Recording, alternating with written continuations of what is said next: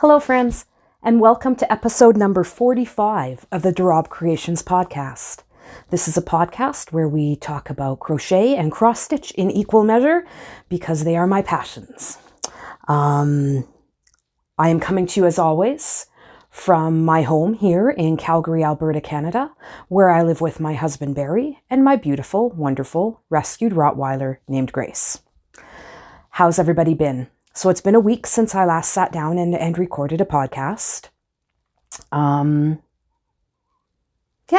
much is going on in my life. I'm still waiting to hear from my next orthopedic surgeon about my knee replacement. Still putting out my application, looking for that office job, the ever elusive office job. Other than that, I've been crocheting, I've been cross-stitching, I've been watching a lot of Crochet and Flosstube. That's kind of my life right now. So, and also, of course, preparing for my new status as a grandma. Very exciting. So, first of all, I would like to say welcome, everyone. Welcome to all of my subscribers who have been around for a while. And to all of my new subscribers, there has been an influx of new subscribers. Welcome, welcome. I hope you find something here that tickles your fancy and that you stick around for a while. Hit that subscribe button so you find out when I'm uploading new videos, which usually happens about once a week. Right now, anyway. Perhaps when I am gainfully employed, that will have to decrease a bit. But for now, once a week it is. So let me see. First of all, I need to give a little bit of a shout out because I believe that my sudden increase in subscribership is due to a video that was released by Nan's Next Knots, Nancy, who ordered a number of bags from my Etsy shop and showed them off so wonderfully on her video. Thank you, Nancy. I'm so glad that they arrived safe and sound and that you loved them all. I did receive your Valentine's Day card and the stitch marker. Thank you so much. So I've taken a bit of a page out of some of the Flosstubers I've been watching, and I am going to start off with a Q&A session. So going forward, any of the comments that get left on my most current video will, get an answer, absolutely. But I'll also take some of those comments and answer the questions in the next video.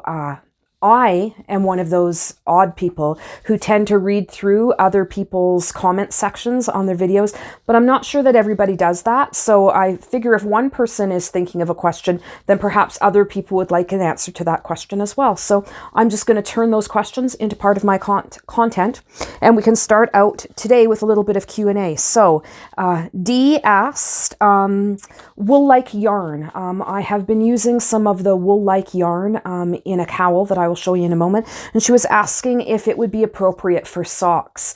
While I really like wool-like yarn, it's a Loops and Threads brand, it is a little thin for me when I think of socks. She was asking if it would be appropriate to use for socks. I honestly can't say one way or another whether it would be a long-wearing sock yarn.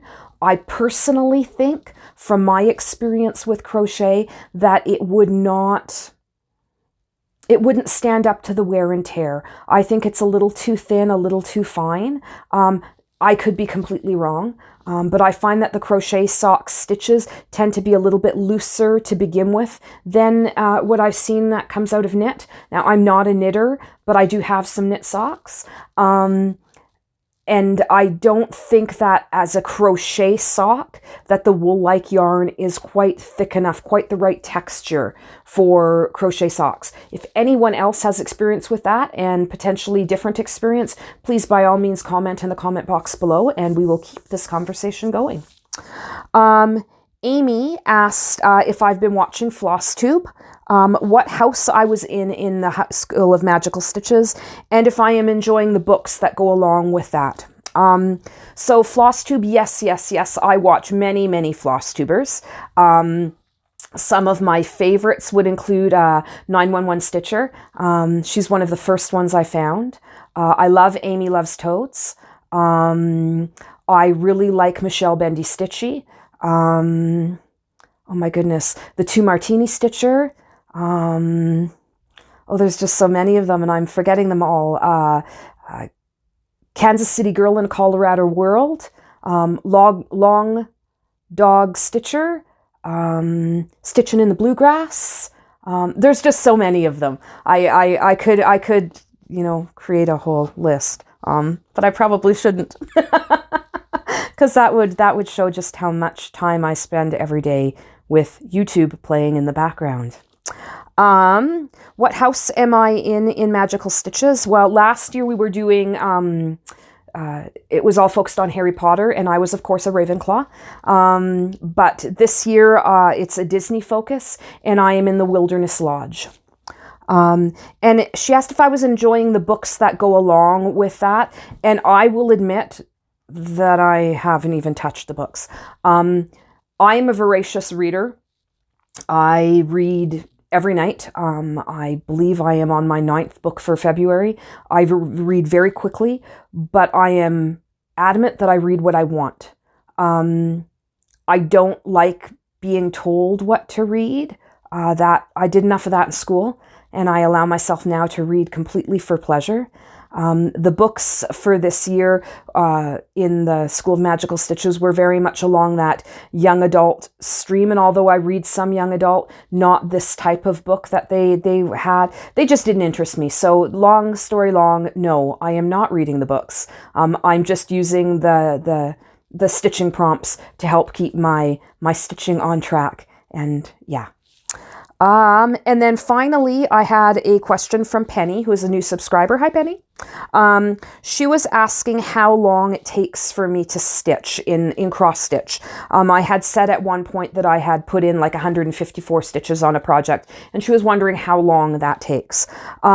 So I did some calculations, and I used the number of stitches that I put in over the past 7 days to the approximate amount of hours, because I've never really tracked it before, and it looks like I do approximately 122 stitches an hour. Now that, of course, is going to vary wildly depending on what the fabric is you're stitching on, how many color changes you're having to do.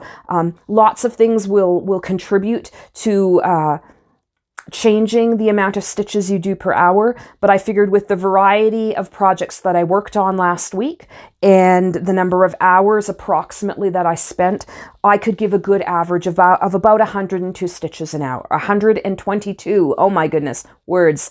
122 stitches per hour is what I averaged last week across all of the projects I was working on. Alrighty, so that's it for Q&A. Again, if you have any questions that you would like answered, please, by all means, ask away, and I will do my best to get them answered on the next episode. All right, so moving on, we are going to get into some crochet goodness. I'm just going to clear away what I've got, get some new stuff on board, and I'll be right back. Okay, talk about some crochet. Well, I've got a couple of things going on right now. First of all, I finished the cowl that I had been working on.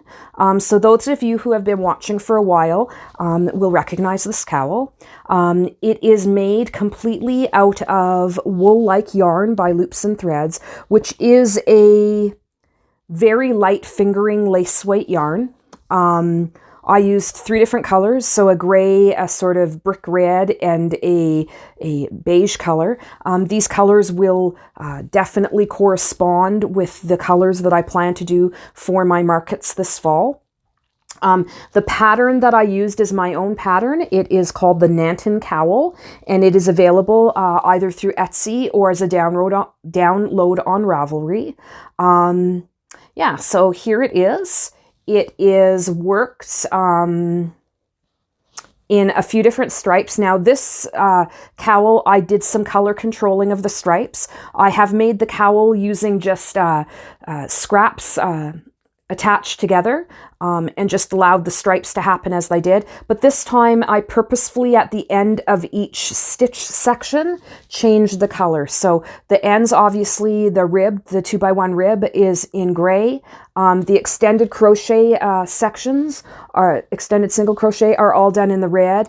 And then the triplet waffle pattern and the cabling pattern are done in the beigey color. And I will do some other of these to have available for purchase in this fall and winter's markets. So that is my first, actually I think that's my only finish crochet-wise for the week. I also have my Crochet mittens. Here they are here. I'll put one on for you. That is, the pattern is currently out for testing.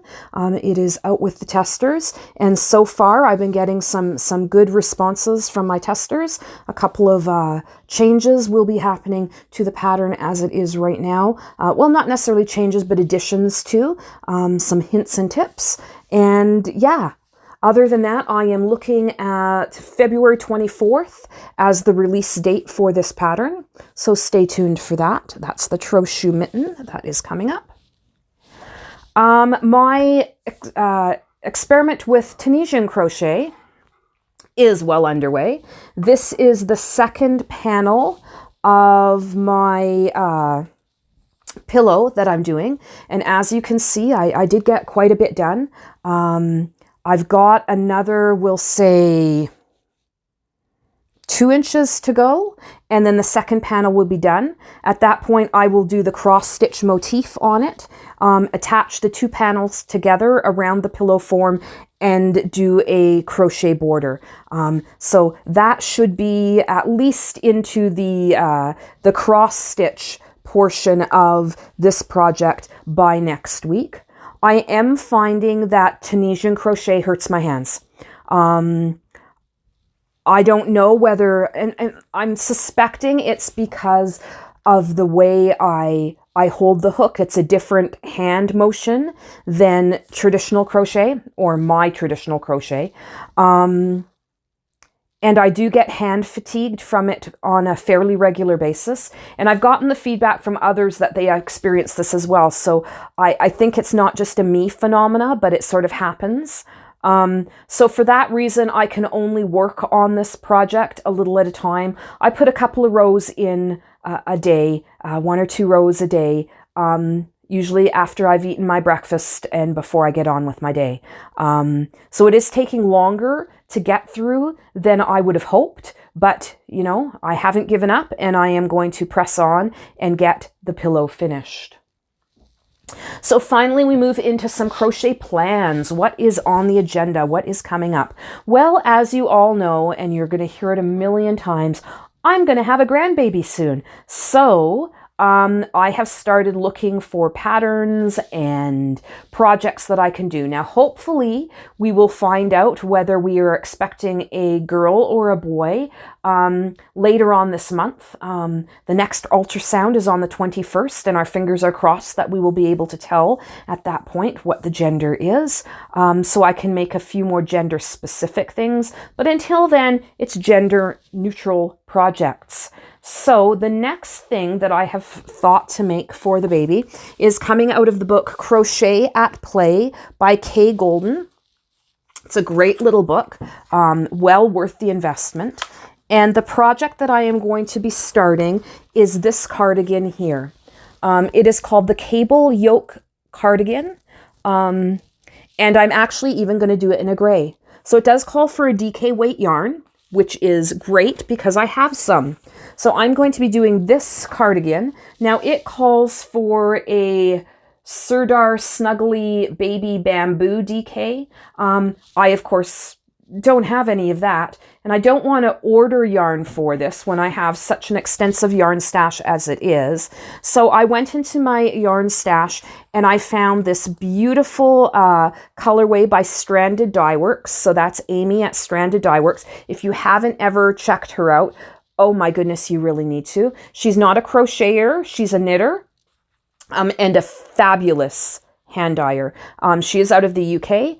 She has recently moved to Scotland. And yeah, she has a wonderful podcast. She is absolutely hilarious. I love Amy Florence. So this is her Superwash Merino DK in the colorway Gloom.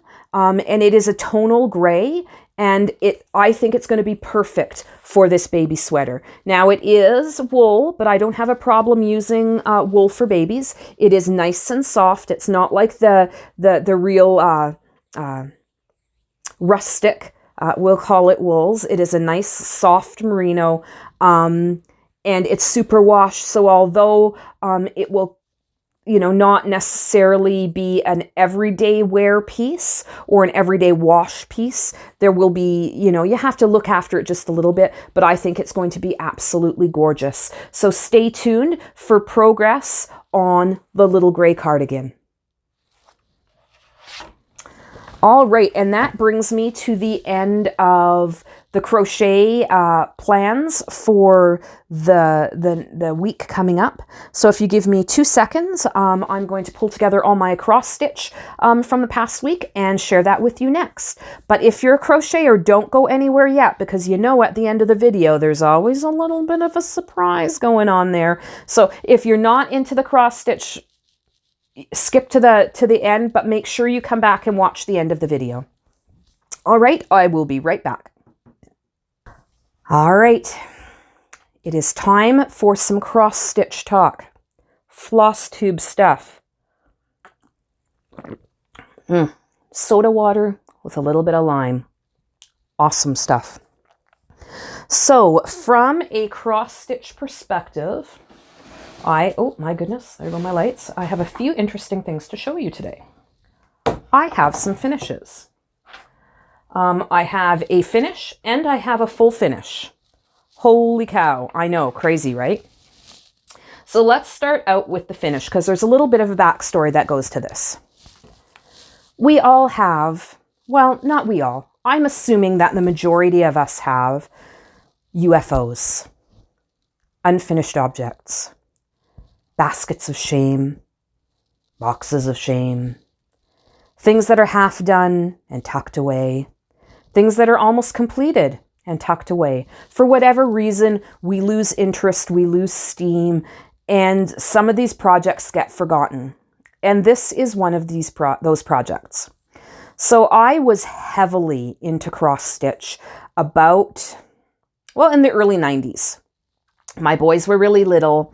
It was a craft, because although I've always crocheted and I've always sewn and done those things, I found that cross stitch was more contained. It wasn't something where I needed the whole table to do it. It was contained into a bag. I was a very monogamous stitcher, so I only had one project on the go at a time. And I worked that project till it was done, and then I moved on to the next one. I rarely fully finished anything.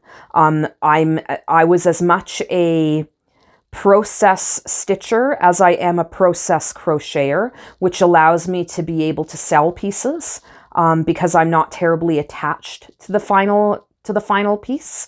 I'm more about the journey of creating, as opposed to being very attached to all of the projects at the end. That, however, I find lends itself really well to being able to abandon projects with no second thought. Now, I was working on, I had 3 patterns, 3 charts. I got one of them done. She's a cross stitch fairy who's sitting on sort of in a garden throne kind of a situation. It's the Flutter something family. It was kits by Jan Lin, cross stitch kits. I know they were quite popular in the 90s. I don't have the cover page, I'm sorry to show you, but the second fairy that I was going to do was called Violet. And I got all of her stitching done. All of her cross stitching was done. But these charts are very heavy in back stitching. And for some reason, I never got to the back stitching, and she just went into a cupboard and sat there. Now, I don't know why, because I'm one of those crazy people who actually enjoys backstitching.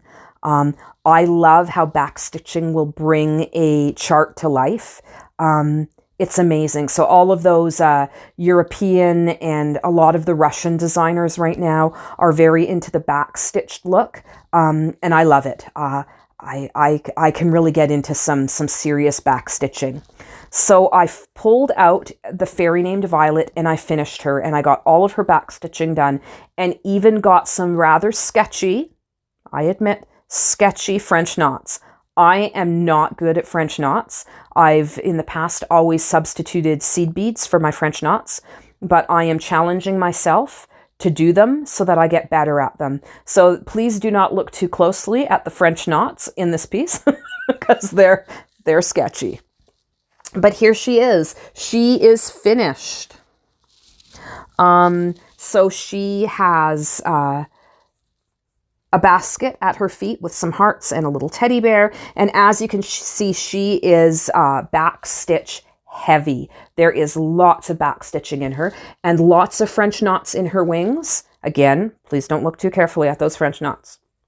You can tell how old this piece is because I used masking tape along the edges so that it wouldn't fray. That's how old this piece is. But she is finally finished, and I will be doing a full finish on her. She deserves to go up in the wall after being shut away in a cupboard for 15 years or so. Oh, I love her. All right. So moving on to my second finish, and this is a fully finished piece. So I'll start with the back. It is fully finished in a hoop. It has batting in between the stitching and the back, and I hand stitched with a blanket stitch along the felt at the back to finish it off. And if I do say so myself, that blanket stitch is not too bad, not too shabby, not perfect by any means, but you know, I haven't done blanket stitch in a really long time. And now, there it is. It is my finish. So this is Find the Witch Within. I've shown this for a number of weeks in a row now. This was the kit that was purchased for me by my son and daughter-in-law for Christmas.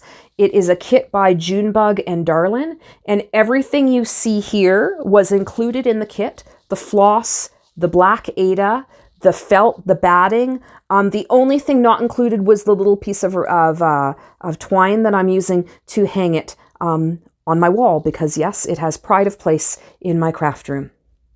So yay for a finish. Woo!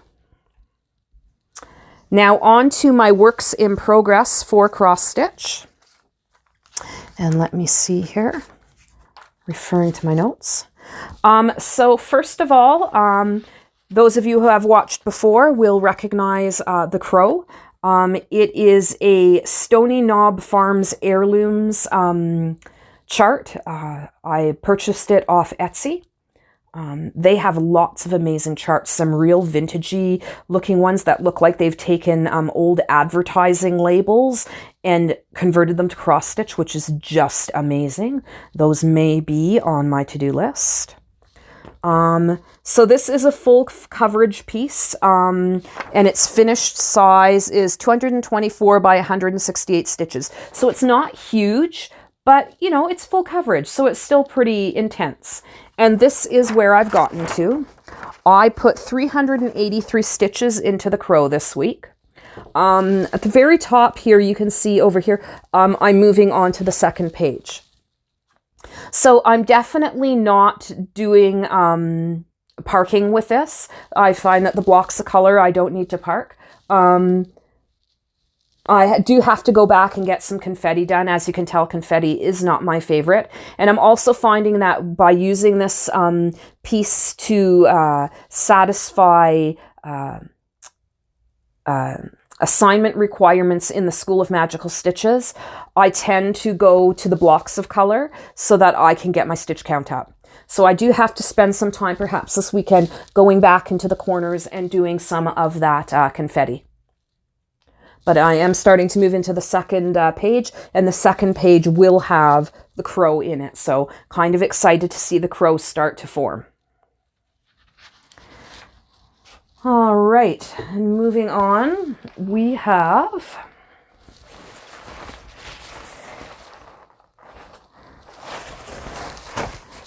nice thing about keeping things in project bags is you don't get too much crinkling. It's just fabric crinkling. So we have a new start. This chart is coming out of a Just Cross Stitch magazine. It's an old one, June 2004. And the chart that I'm working on is actually a Little House Needleworks chart. And it is called Ye Olde Coffee House. So it's kind of a sampler type chart. And it says Ye Olde Coffee House, serving the official beverage of the colonies. Yeah. So let me show you where I'm at with that one. So I am doing this one on a 14 count Aida that I hand dyed myself using RIT dyes. I'm just going to put this in behind it so that we don't get too much glare through. And that's where I have gotten to. So I've worked sort of the top of the motif, a little bit of the border, the heart, the date. That's on the sampler. It's not the today's date. And the roof, top of the roof. And I put 520 stitches into this piece. I'm really liking how this piece of fabric turned out. All right, and moving on, we have, oh, I didn't work on that one.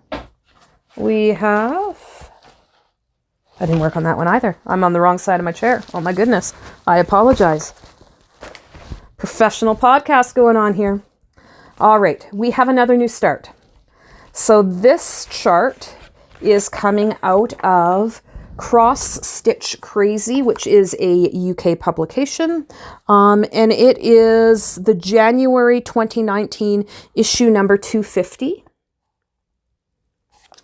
And the project that I'm making is right here. So it shows it on a hot water bottle here. I'm not doing the hot water bottle finish. I'm actually just going to frame it and put it on my bedroom wall. And it says, and so to bed. And it has some nice bright colors in it. Oh, I should say the coffee house piece I am doing all in DMC threads, and it is, DMC threads, all four colors except the roof color is slightly wrong because they didn't have the color at Michael's and I wasn't willing to wait to start it. So this one, however, I am working it on the called for kind of fabric, which is a 14 count navy Aida. But I am not working it in any of the called for colors. I am converting all of the colors, and this is how far I've gotten. So I've gotten the letters 2 and the last D in bed. I will be working the word bed in varying shades of purple, as you can see. The words and 2 are going to be in varying shades of pink. And then there will be some silver and whatnot on it as well, with shooting stars and whatnot. But I'm really liking how this is turning out.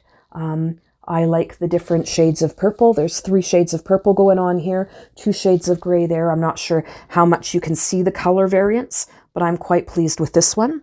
And I did put 323 stitches into this piece. And last but not least, I can show you Wish Upon a Snowflake. So this is one of the ones that is a me design. It is being worked on 18 count hand-dyed Aida, and the Aida is hand-dyed by me. It is, I can't show you a picture of it because I don't have one yet until I am finished with this this piece, because this is the first one. This is my sample piece. And here it is so far. Hold this in behind it. There you are. So that is where I am at. So you can see the border is almost complete. I have a little bit of the words to do down here in the corner.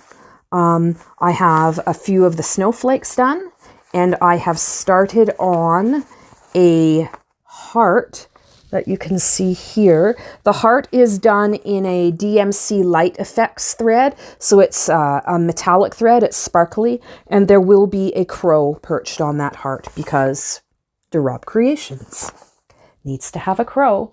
So I'm hoping to have my my demo piece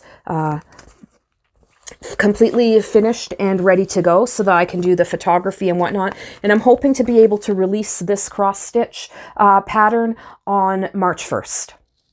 So this will be my March cross stitch release. And for Wish Upon a Snowflake, I did 448 stitches into this piece.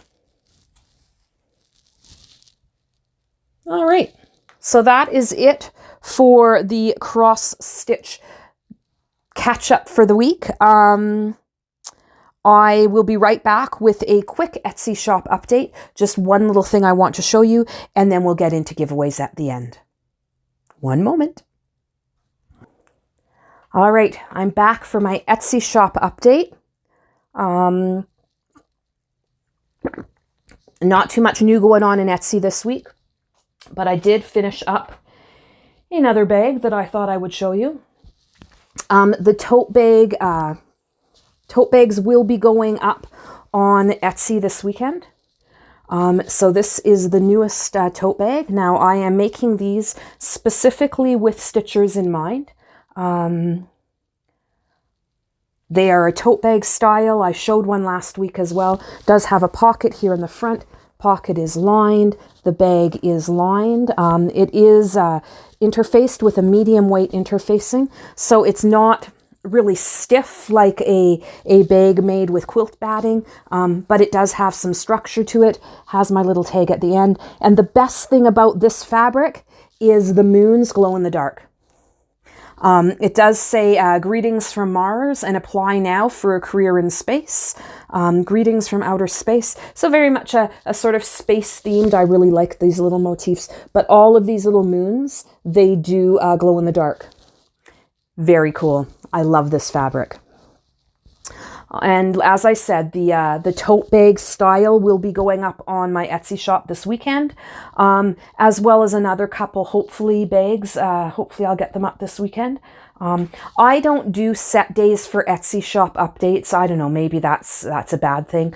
As I complete things for the Etsy shop, I just get them listed. I found that trying to do scheduled updates just doesn't work with the way I work. I'm too random for that. So if you'd like to be kept up to date on when new things go into the Etsy shop, go into Etsy and just favor my shop, and then you should get notifications that come up for you that tell you when new things are going up in favored shops. So that's it for the Etsy shop update. Not a whole lot to talk about this week. Watch out for the mittens pattern that we'll be releasing, but I'm sure I will be talking to you again before that happens. All right, so on to the giveaways, the exciting part of the episode. So we had 2 giveaways last week. As always, I try and do a giveaway for the crocheters out there and a giveaway for the cross stitchers. You're welcome to enter into both, although I'll never let you win both. I like to have a variety of people winning. So first off, we had up for grabs last week this little amigurumi book called Under the Sea. It has 3 different amigurumi patterns in it, one for the turtle, one for the seahorse, and one for the crab. All worked up in DK weight, although we know that you can use any weight as long as you're using the correct corresponding hook to get a nice tight amigurumi finish. And the winner of the Under the Sea amigurumi booklet is Judy Mills. Congratulations, Judy. You have won this booklet. I really want to send this out to you. You need to claim it. Now, how do you do that? Down below, there is my email address. Please send me an email with your snail mail mailing address, and I will get this out in the post to you. Now, I can't guarantee that it'll be immediately, but at the next time I get to the post office, after you've given me your address, it will get shipped out. So Judy Mills, congratulations, Judy. Please send me your email address. And now for the stitchers out there, we had up for grabs this sweet little cat bookmark chart. I can't show you the other side with the bigger picture because, of course, it is the chart. And I made that mistake already once. So that is the little cat. You can see it there. It is a white cat with gray spots. It is really, really cute. If I had to guess, I would say these are all designed by Doreen Jones. They're her style. And the winner of the cat bookmark this week was Ida Fowler. Congratulations, Ida. You've won the cat chart.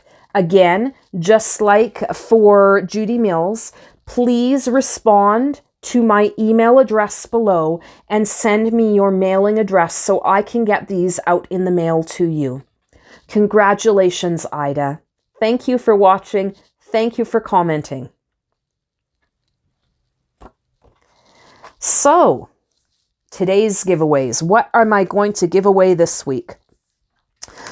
I have 2 giveaways again. We will start with the crochet giveaway. And again, it is a little booklet. So this is a booklet called Ladybird and Her Friend the Aphid. And it again is amigurumi.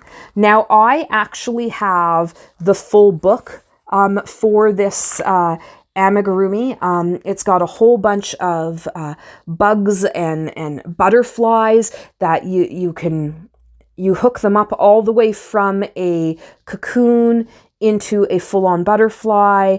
It's really a cool book.